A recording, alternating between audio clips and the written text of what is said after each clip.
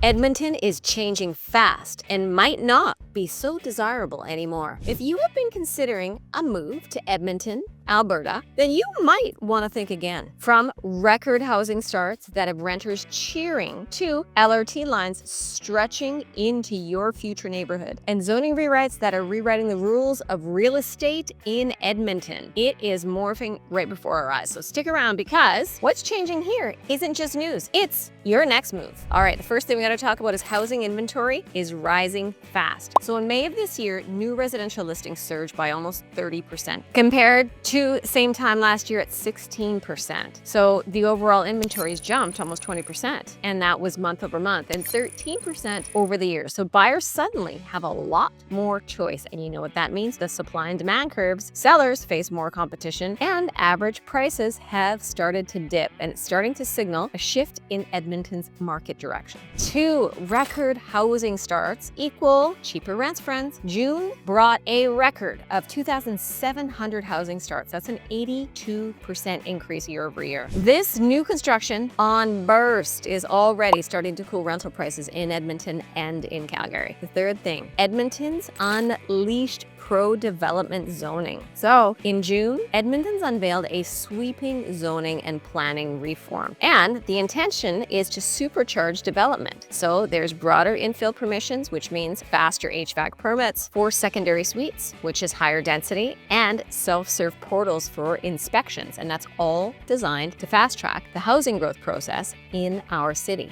4, Blatchford is taking off. Plus the transit tie-in. The Blatchford neighborhood's built on the old city center airport. And guess what? It is now growing sustainably and smart. And as of 2025, 258 townhomes and 143 secondary suites are complete or they're currently underway. And so that's nearly 1,000 units planned in stage 6 infrastructure, including roads, utilities, are actively all being laid. And 5, there's skyline shifts. So zoning has allowed taller builds in Edmonton. So Edmonton's recently passed a bylaw allowing up to 8-story buildings in select residential areas. So expect more height and more density in your city horizon. So many local residents in mature neighborhoods, like mine in Laurier, are quite resistant to these changes and what it's going to bring in infill development for their communities. Number 6 change, the LRT expansion through the Capital Line goes south.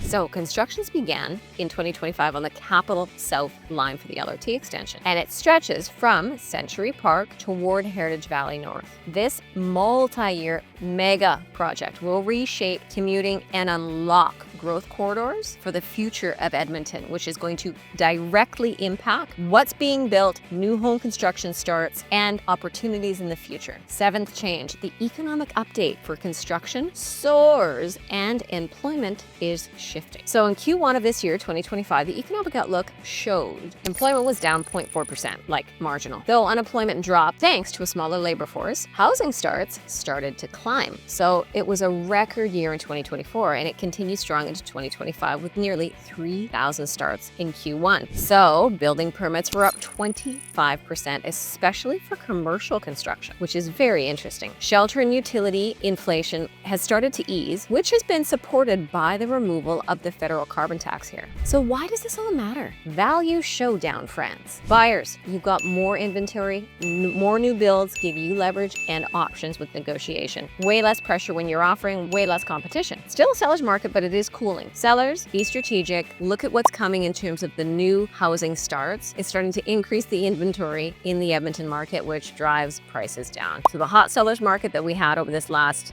previous year and 2 years is changing right now. So if you're looking at selling, really, now is your time, and just be smart and strategic about it. I wouldn't advise you sitting on the fence. Investors and relocators. So zoning rewrites and LRT expansions signal where value is being created. Community members, more affordable rentals, transit-friendly neighborhoods, and smart infill. That equals a better quality of life. Thanks for watching, and if you would be considering buying or selling in Edmonton, hey, I got you covered. Join the Buyer or Seller Academy with the link below. Get smart, not sold. And if you might be considering a relocation, guess what? I have created the Relocation Collective community, which is full of resources, support, planning, and education, so you don't have to feel like you're doing this alone, because you are not. Thank you so much much for watching. I really hope that this update gave you clarity. Hey, I'm curious, which change excites you the most or maybe scares you? Is it the Blatchford boom, the zoning flexibility, the LRT expansion, or maybe it's something different? Comment below because I would love to know.